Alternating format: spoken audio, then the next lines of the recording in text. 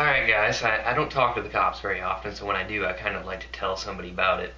There was a little run-in yesterday with the cop that you guys actually already know, or a lot of you do anyways, the ones that have been around for a while.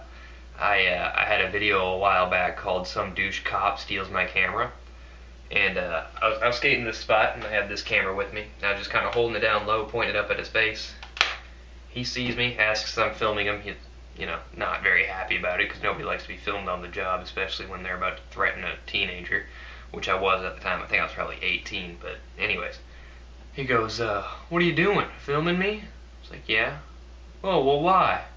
Well, just in case anything happens, something, you could do something. Well, I think that's actually as much as I said, and he's like, oh, yeah, something could happen real fast, like, I could beat your ass. And then he takes the takes the camera. It's obviously open. Snaps it shut. After he looks directly into the camera, like it was perfect how he looked right into the lens, snaps it shut.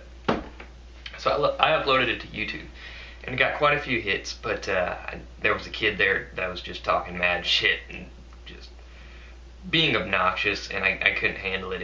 I felt like it ruined perfectly good footage where it was just one cop being completely bombarded by just squealing from some little... I'm not even sure if he was a human or if he was just like part squirrel with human vocal cords.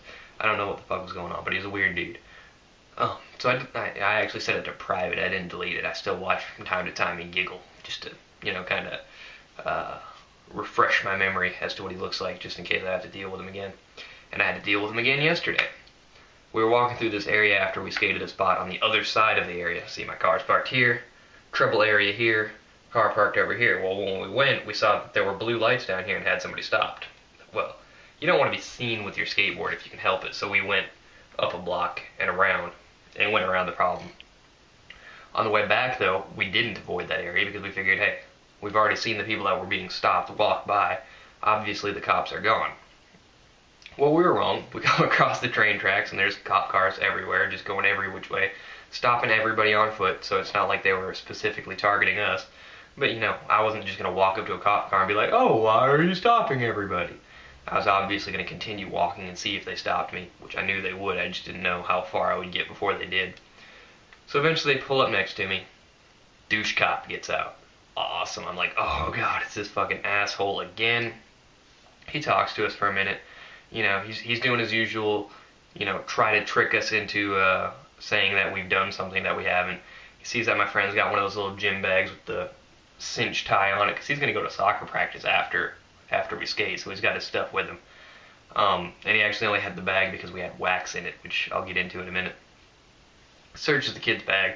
He's pulling out cleats, shin guards, pulls out his shorts. He's like, why do you bring all this stuff with you skating? You can't skate in cleats. What's wrong with you? He's like, because I'm going to soccer practice after I get out of here. Oh, okay, well that makes sense. But what's the wax all about? And he's got this big-ass candle. I don't have anything close by. Big-ass candle like that. Probably half that size, but he's got it cracked in half so that we can wax up this ledge. So he's like, what's that for? I'm like, oh, shit. This kid's like 15, he's not going to be able to explain this without sounding like we're doing something wrong, which technically, it's frowned upon, certainly, although it may not be technically classified as vandalism. If it ever came down to it, I'm pretty sure I would just bring out the pressure washer and fix the damage that I had done rather than accepting any kind of a ticket. Anyways, so he's like, oh, we just use it to wax up ledges so that we do less damage. I was like, yeah. Perfect answer. And really, it would have been better if he would have said that he uses it on his boards, that he slides better over ledges and stuff like that. But the cops accepted the answer, and he was like, oh, okay, I understand. So you're just trying to do less damage, and that's cool. I respect that. And he didn't say it in quite such a nice way, but I was like, okay, can we just get down to it? And you're stopping us about all this graffiti around here. And there was graffiti everywhere. Every single wall was hit with graffiti, and it wasn't good graffiti. It wasn't like the wild style or even like a decent throw up with some bubble letters. No, just basically it looked like typical gang tags except it wasn't gang related. It just said stupid shit like give head, get fucked, you know, nothing that was related to anything that wasn't profane, basically. So it had to be taken down.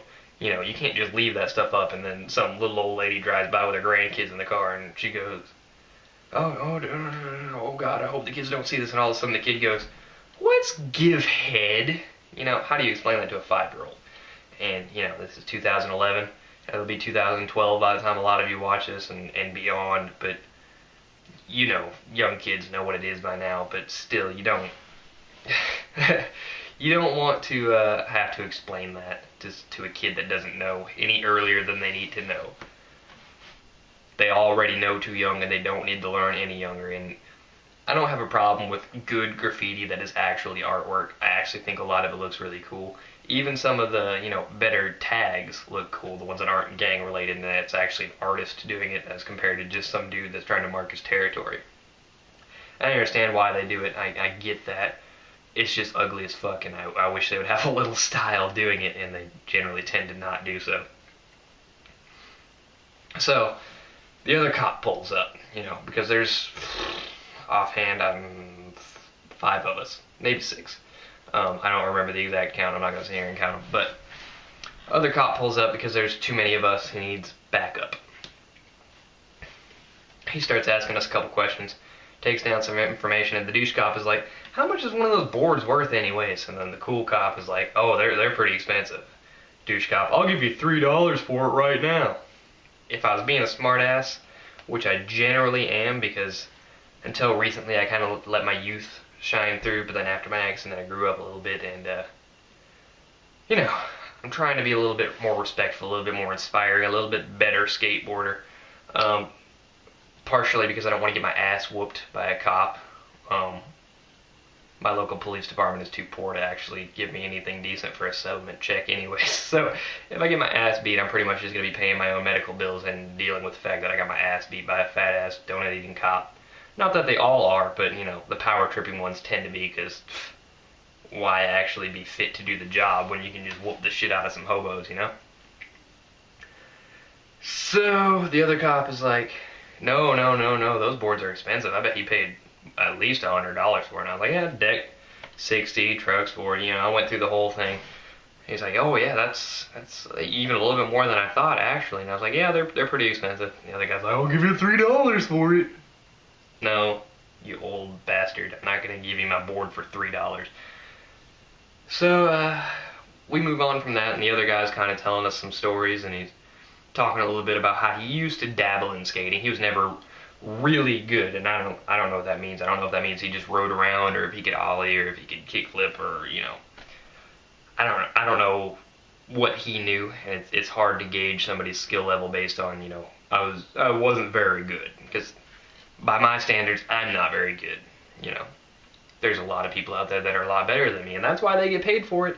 And I make YouTube videos. I've accepted my lot in life, and I'm okay with it. So he starts talking about, oh yeah, there was this one time somebody uploaded a clip on YouTube of one of our guys. I was like, oh shit. And if you watch my other channel, you know the video I'm talking about. Cops can ollie? Question mark? Yeah. Apparently my entire local police department has seen that video and laughed their asses off about it, which I think is awesome. But it also explains a little bit about why for a while, after that video, I was getting harassed a lot. I actually pulled 2 cop-related videos because I was getting a lot of weird stuff going on around my house, you know. I'd walk out front and all of a sudden a cop car would pull away from right in front of my house, and that's not normal in my neighborhood. Or I'd look outside and there'd be a fucking van parked in front of my house, and part of that may have been paranoia, part of that may have been the fact that there were some robberies going on at the time, but it was an interesting timing for that stuff to be happening. I started noticing that cops knew my name before I gave it to them. And apparently that's because the entire police department had seen my videos, watched my videos, and knew a little bit about me. Apparently they started to like what they saw because they decided that I wasn't a threat, and really we haven't been harassed by the cops in quite a while. Which is awesome, and I love that. But, you know, from time to time something like this happens. You have to deal with the cops. And it turns out, if you're cool about it, you can You can deflect their douchebaggery if they happen to be a douchebag, or you might even learn some things about a cop on a personal level, like that they used to be skateboarders, which, by my count, this is about 5 cops in my local area that I know of that skated as youngsters, children, teenagers, whatever. Which is pretty interesting because you don't expect that out of them. So next time you get stopped by the cops, how about, rather than whipping out the camera and being a douche, you whip out the camera because you have every right to do so, and you ask them some questions. Be like, hey, did you skate when you were a kid? Or, just, you don't necessarily have to ask them questions. Let's see if they give you any information. It's pretty interesting, the kind of stuff you can learn about them. So that's my tip for you today. Coming from a guy that has not been beaten or tased yet, never gotten a ticket, which is, let's knock on wood there, because I'm sure the local police department will see this, and I don't want them to think I'm challenging them. Just trying to be a decent person, and I happen to enjoy skateboarding and, living a semi-healthy lifestyle. I don't exercise much outside of skateboarding, so if I lost that, I'd probably end up looking like a cop.